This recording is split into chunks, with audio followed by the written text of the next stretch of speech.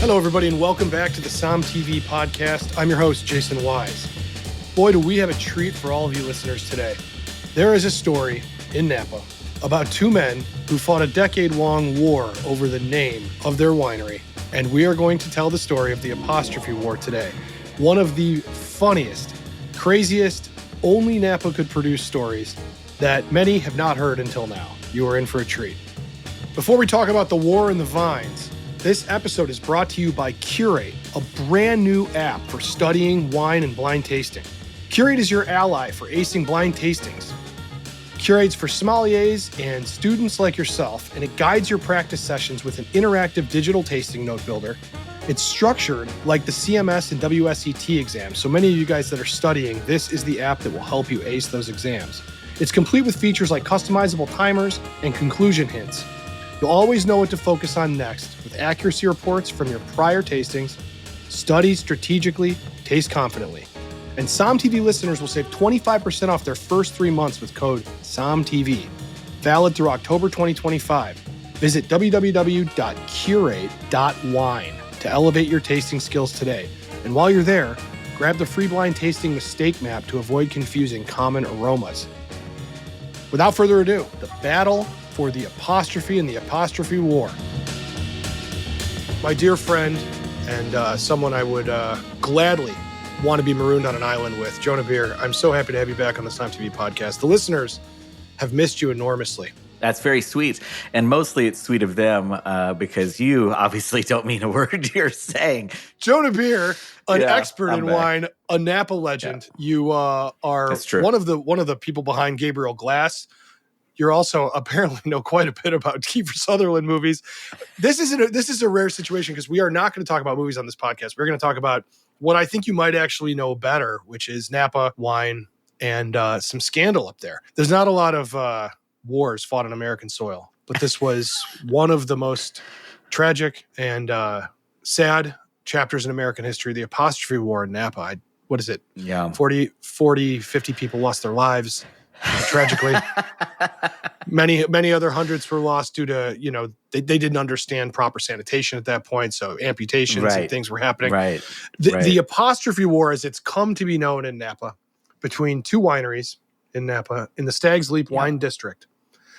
I am so excited to talk about this, the ridiculousness of this so-called war, and also its implications and how this is just so Napa for this to have happened. It's perfect. It's just so good. So can you give some 30,000 foot information on what the Apostrophe War should be? Yeah. You know what it is and how ridiculous it all started and ended. It's almost like the perfect kind of microcosm for just how ridiculousness our litigious society can be. And it started and was fought between, I should say the first battle, not the war. The first battle was fought between Stags Leap Wine Cellars and a proprietor at the time, Warren Winiarski, which we all know from, of course, amongst other things, the Paris tasting, the Judgment of Paris, which you've done great work on. And the other side of the battle was someone that could not have been more of his polar opposite, Carl Domaney and Stags Leap Winery. They were separated by about 400 yards. They're literally neighbors. They sit in what is now known as the Stags Leap District, which, by the way, came third, right? So they then joined forces to fight that battle later in another set of lawsuits. But it started and ran for a decade, 1976, and was finally settled in California Supreme Court in 1986. And really, they both launched in the same years, right? They bought their properties in 1970. They released wines in 1972. And they were really kind of on the same track and kind of really not bothering each other. Certainly Warren Winiarski was, I'm sure, a little perturbed, but, that was just his nature. But it was when Warren won the Paris tasting in 1976 that all of the acclaim that now was being thrown at Stags Leap Wine Cellars he thought that Carl and Stag's Leap Winery were getting a bit of a free ride on what he called his name. And so a lawsuit was filed in 1976 to basically say, I own the name Stag's Leap and you can't use it. And that's where it all began. I mean, this is just great. So, two men, yes. very different from each other. We're going to get into what these guys are. I know we've covered Warren a bit. Warren passed away not incredibly long ago. We did an amazing tribute with him with Steve Mathias, and I know that you knew him well, Jonah. He was a luminary, a visionary, and I don't think I'm stepping out of line to say he was a real hard ass. So we'll talk about what his personality was, but why is it called Stag's Leap? Can you put me into Napa in the time before these little AVAs were formed, Stag's Leap and okay. Yeah. So, I mean, I think that there's couple of important points is that to first kind of like tip us off to where we are, right? So you kind of know that we're basically directly east of the town of Yountville, right at the base of the Vaca mountain range. What are known as the geological formation that is now referred to as the Stag's Leap Palisades are these kind of craggly, rocky outcroppings that sit halfway up the Vaca mountain range. And then there's these little knolls and hills all around. And it's all really a result of a major landslide about 7 million years ago. But it exposed this rocky area and it created this almost unique microclimate in this tiny little portion of the Napa Valley. At the time, before these guys, so before Warren or Carl set foot in the area, it was considered too cold, too cool to be planted to Cabernet Sauvignon. But a guy named Nathan Fay took kind of the pun intended leap of faith to plant Cabernet Sauvignon in that area.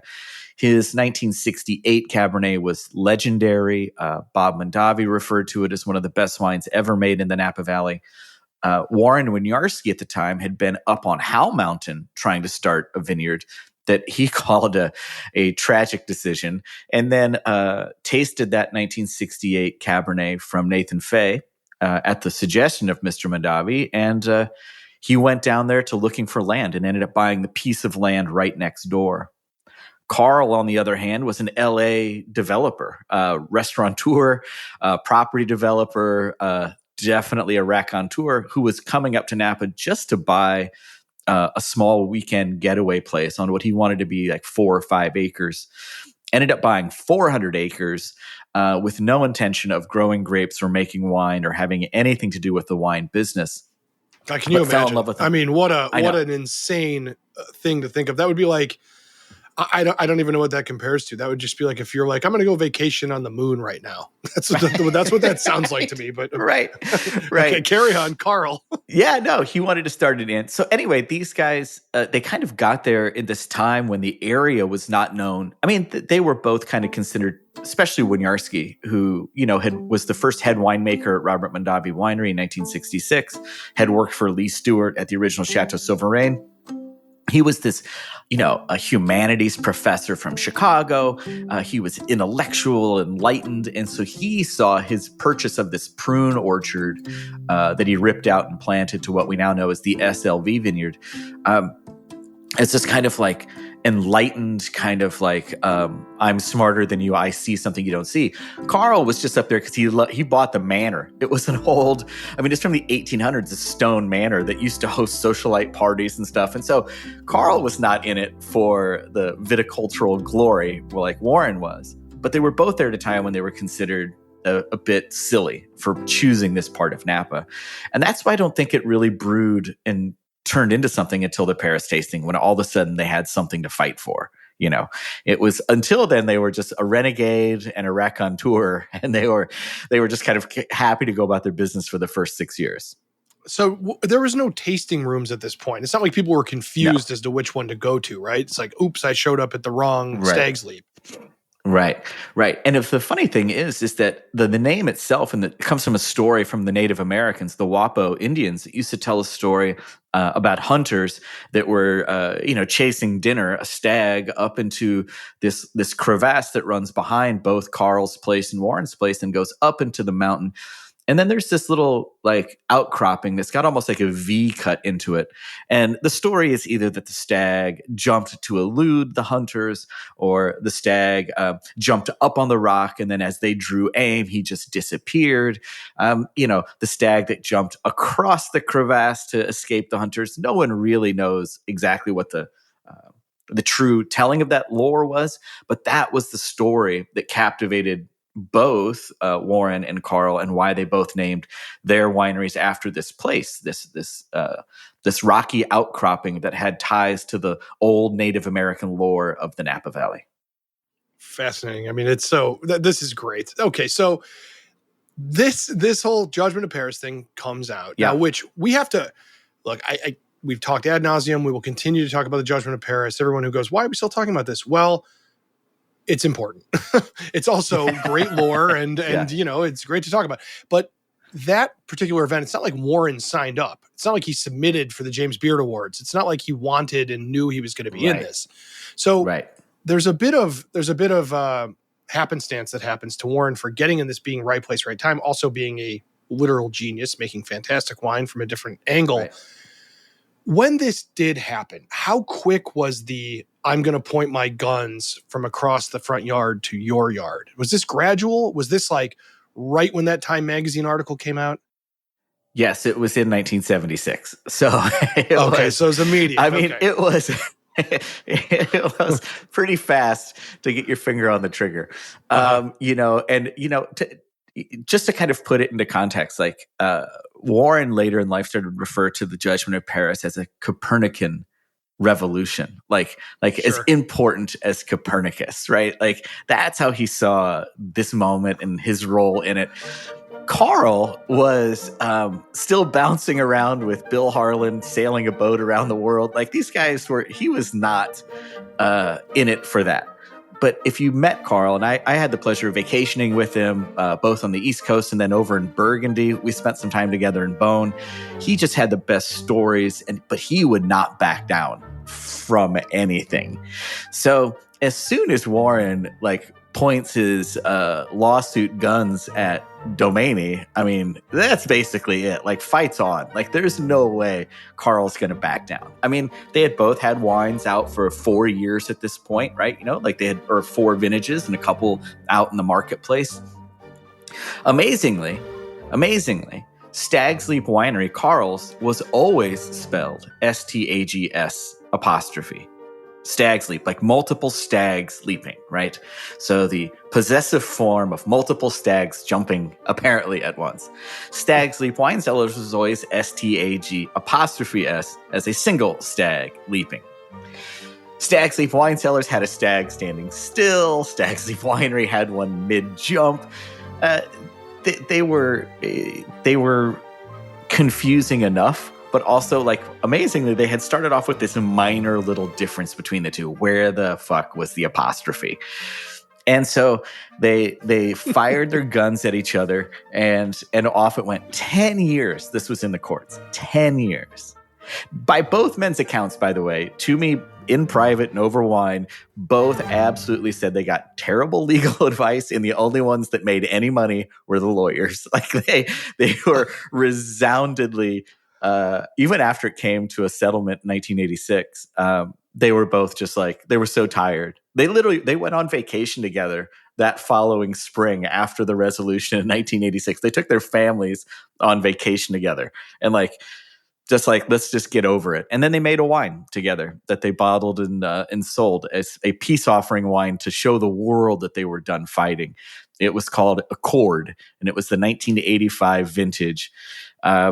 And it's just perfect. Jason, this wine, of course, Warren immediately said, well, I'll be the one to make the wine. And Carl, not really, who was never a farmer, never a winemaker, was like, I don't give a shit. I want to design the label. Carl was an art collector. He had this very eclectic style.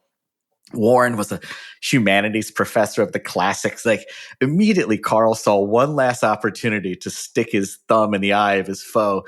So he hired this avant-garde, modern artists from the mid 80s to design something that looks like it's half Madonna, half Cyndi Lauper design. It's an electric blue stag with these fiery red eyes and this the crisscross Tron like red graphic behind it. It's the worst thing you've ever seen. And Warren hated it. They had to split the bottles and each were selling it. It was a part of their peace accord. And the ones that Warren kept, he soaked the labels off and just kept the back label on there so he didn't have to look at it anymore.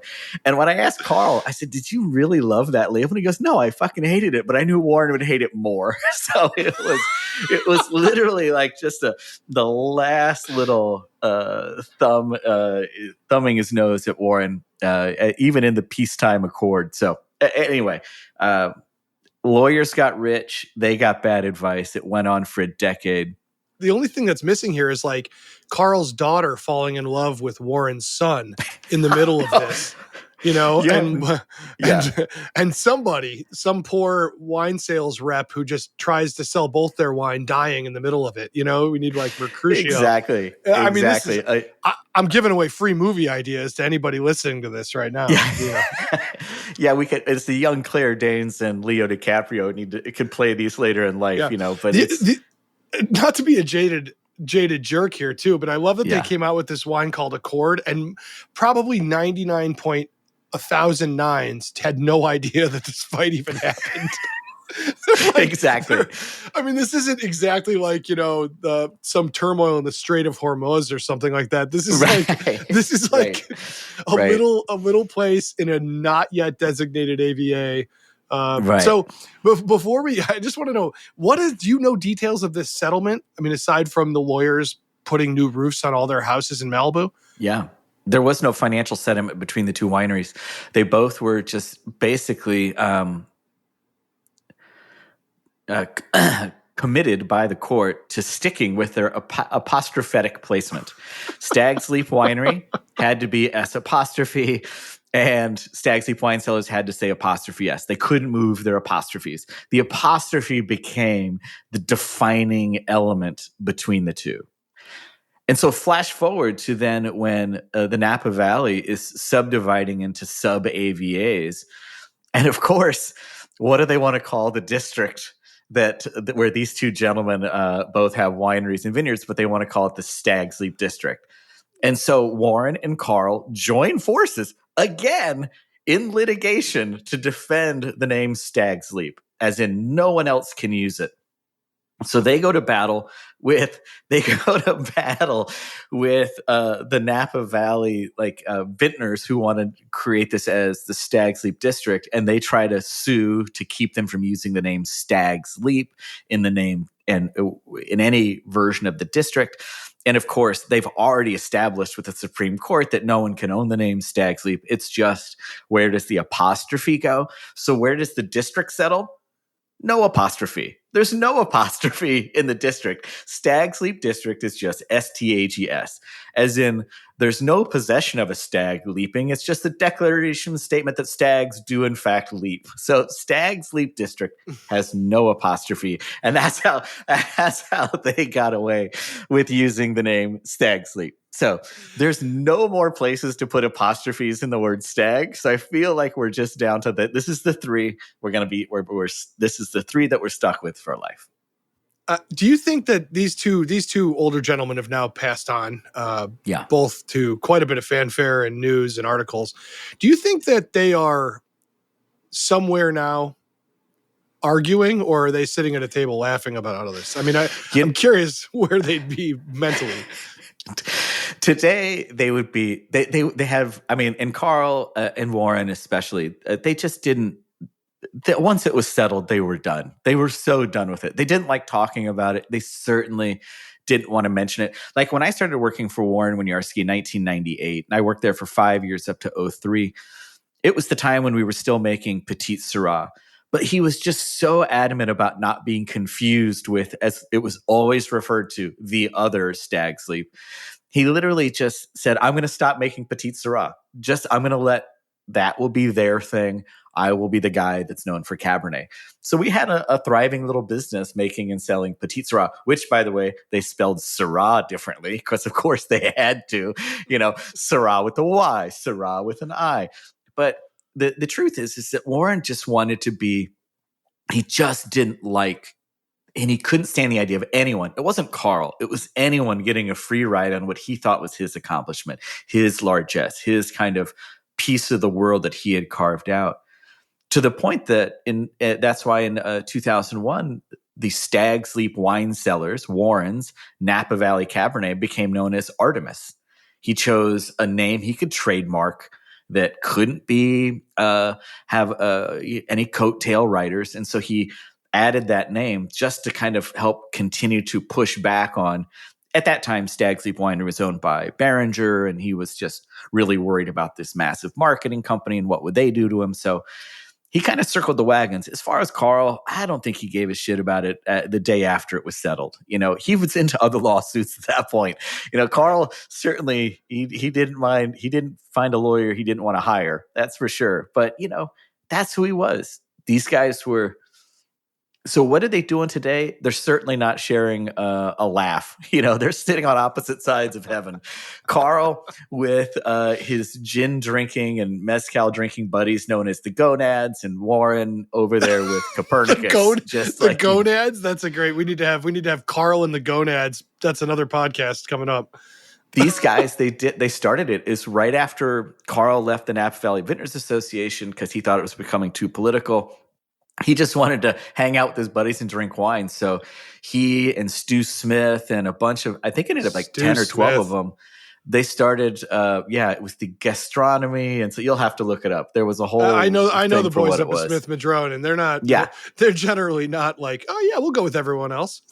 Yes, exactly. This is So these guys started this thing, and they would do 5-6 hour lunches at restaurants, and Carl was, you just couldn't imagine two guys more different, right? So like I worked for Warren for a long time, and then I became friends with Carl later in my time at Frogsley.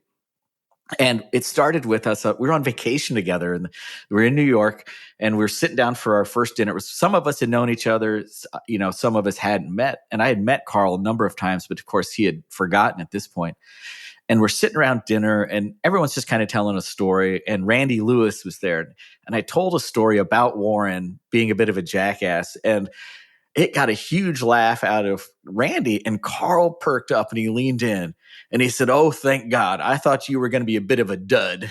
And so he wanted to tell funny stories. He wanted to drink. For the next week, we traveled up the East Coast and drank a ton of wine. And I heard story after story. A handful about Warren, but this was a guy who, he bought his first bar when he was 20 down in LA. He developed restaurants. He was property developer. He was the general manager of the Tropicana in Las Vegas, for crying out loud. Yeah. Warren was teaching summer classes on the philosophy of Shakespeare at St. John's College in Santa Fe. Carl's at the fucking Tropicana, comping Bugsy Siegel, right? Oh yeah, exactly. Can you imagine two more opposite people that they end up next door neighbors with wineries in the same. It just doesn't get any more apples and oranges than Carl and Warren, and that's why I had such, and still do, such love and affection for them both. Because I saw a lot of what I thought I wanted to be in Warren, this intellectual, erudite, professor always wearing khakis.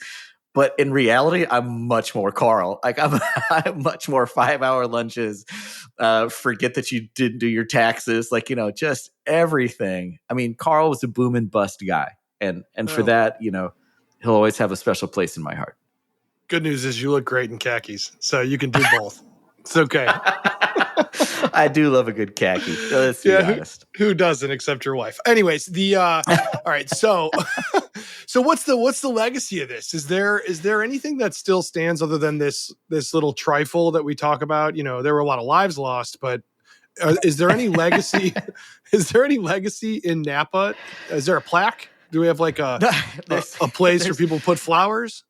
No, there should be. There should be a plaque, and it should be right outside of the French Laundry where Carl once got hit by a woman with a purse. She had like a book in her purse, and he was smoking a cigar. This is before Thomas Keller, and it's one of the great Carl stories. But it should be in Yountville, and it should be dedicated to, the legacy is that it is really just in law schools. This is something that's still taught in trademark law. So if you want to know the real actual legacy of this is a story that's been written about by law students. It's studied by trademark lawyers. It's where did it go wrong? What was the lawyer's arguments? How did it go right? So honest to God, the only goddamn legacy is in the legal profession. Here, it's more along the lines of the legacy is that, good fences make for good neighbors. And apparently wild success for one means a lot of lawsuits for the two of them. But, honestly, neither of them, for the two men, this is not a part of their legacy. This was just a thing that they both went through. And I think that regrettably so. I certainly know firsthand that neither one of them wishes they had done this in retrospect. Yeah, I love the idea of a bunch of lawyers going, now, we're not going to teach you about the case. We're going to teach you that older men are very insecure, and you can prey upon this and make you need a new roof on your second house. We can help you get that. It's like right how to get that second home in Aspen. A lesson on intellectual property law. Yeah, I feel like that's exactly the legacy of the whole dang thing. What a brutal situation. If you're lucky enough, and you scour the auction sites, if you really do want to get a handle on both their legacies, get a bottle of Stag's Leap Wine Cellars Cabernet somewhere in 1985 and prior, and find a bottle of Carl's Petit Syrah somewhere from 1985 or prior. And you can literally see the two men in those wines, like with Warren's kind of super elegant and polished and pseudo Francophile approach, and Carl's just kind of hedonic approach to wines. They both loved what they made. And the best thing I can say about their legacies is that neither of them actually looked at the other guy with any sense of jealousy. They were both so comfortable in their lane and doing what they were doing. And that's why they were able to be quite literally friends immediately after the war was called a tie. They were able to just kind of move on. And so, for that, I feel like the legacy that we should be taking from it here in Napa as vintners is that don't take yourself so fucking seriously. Remember that you're here to be a part of something, not to be something. And, they passed away a year apart from one another. They both passed away exactly as they would have wanted, surrounded by the people that they would have wanted. And so the takeaway really should be enough of this, kind of seeing the Napa Valley as the thing that you're going to own.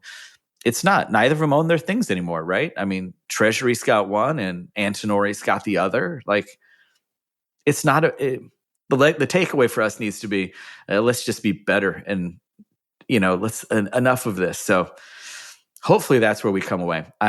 For me, I'm just going to go have a 5-hour lunch and pretend I'm Carl Domaney.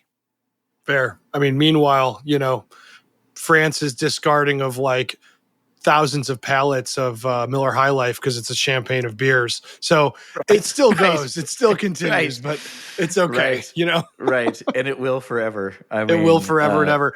As long as there are old men who are semi-bored but very busy and a little insecure, we're going to have lots of lawyers to feed. So. And the lawyer willing to take their money, no doubt. That's right. Well, Jonah, I, on behalf of all of the lives lost in the Great Apostrophe War, the widows and the children who were raised without fathers, I just want to say thank you for joining the podcast today. I really, really, really appreciate it. We're going to have you back on very soon to talk movies. I know all of you have been asking when the next movies Wine Cameo podcast is coming. Well, boy, we got some. So thank you, Jonah. Clamoring. They're clamoring. We got some coming. Thanks, bud. Appreciate it. I want to thank everybody for listening. Jonah, I want to thank him especially for being on. I want to thank you, John Adams, our producer, who did produce this episode. And I want to thank you, listener, for listening. It means a lot. Please rate, review our show wherever you listen. It really does mean a lot. So give us whatever the highest rating is on the platform that you listen to. I want to tell you this podcast is also brought to you by Gabriel Glass. These are the glasses we use in all of our blind tasting sessions, all the content you see on SOM TV. And Jonah Beer, who you just listened to, is involved in that company. So it's a good stuff with good people. Go to mygabrielglass.com, mygabrielglass, to get one of the best wine glasses that's ever been made and the best wine glass you can use for blind tasting. Thank you, everybody, for listening to the Som TV podcast. We will be back next week. And remember, as always, you can watch this episode on Som TV right now. So you better be a subscriber, somtv.com. You can get 50% off Som TV by entering SomTV50 at checkout in a monthly subscription. 50% off. Guys, that's basically free, or at least halfway there. Talk to you soon. Be safe. Drink something great. See you next week.